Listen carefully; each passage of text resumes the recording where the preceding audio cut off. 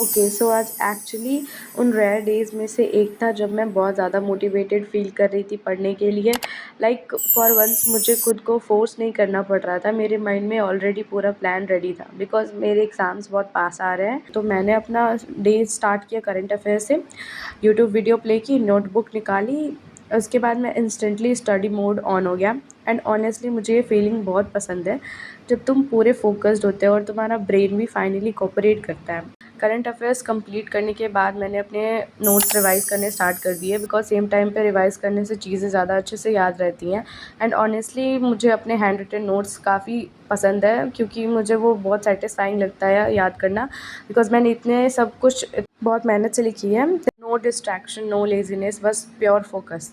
काफ़ी टाइम बाद मैं ऐसे पढ़ रही हूँ बिकॉज़ मैं बहुत टाइम से सिक थी, तो ऐसा लग रहा था आई हैव ब्रेन फॉग और मुझे कुछ भी उस टाइम पे समझ नहीं आ रहा था मैं क्या करूँ, कैसे पढूँ? बहुत ज़्यादा प्रोक्रेस्टिनेट भी कर रही थी।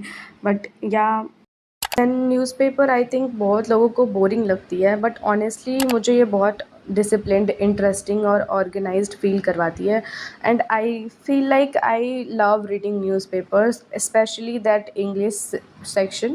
I was reading the important articles and highlighting the useful points, and I feel like I like overall reading the newspaper, editorial, which is very important for whole UPSC syllabus. और सबसे ज़्यादा time taking यही होता है editorial पढ़ना because इसमें बहुत सारे इंपॉर्टेंट पॉइंट्स होते हैं और एक-एक पॉइंट्स को बहुत ध्यान से पढ़ना पड़ता है, उसको ब्रीफ में समझना पड़ता है। इस टाइम मैं खाना खा चुकी थी तो मुझे बहुत नींद आ रही थी। उसके बाद फाइनली मैं अपने एग्ज़ाम के प्रिपरेशन के लिए बैठती हूँ and this was the main part of the day because exams बहुत पास आ गए हैं और मैंने अभी तक कुछ नहीं पढ़ा है बिकॉज़ मैं कुछ दिन से बहुत बीमार हो रही थी। मैंने अपनी बुक्स निकाली, चैप्टर बाय चैप्टर पढ़ना शुरू किया और साइड बाय साइड नोट्स लिखती हूँ क्योंकि मुझे उससे बहुत अच्छे से याद रहता है और जो इम्पोर्टेंट पॉइंट्स होते हैं वो हाइलाइट होके दिखते हैं।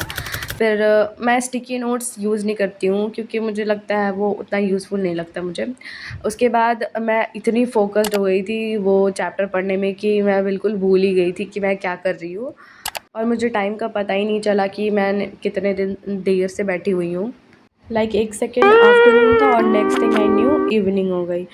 आई love days like this, no pressure, no overthinking, बस आराम से अपना पढ़ो। एंड ऑनेस्टली बेस्ट फीलिंग तब होती है जब तुम्हें अपनी प्रिपरेशन में एक्चुअली इम्प्रूवमेंट दिखाई देने लगती है। एंड या that was my study session, very simple, very peaceful but genuinely productive because small consistent efforts actually end में बहुत मैटर करते हैं। Don't forget to like, subscribe and comment.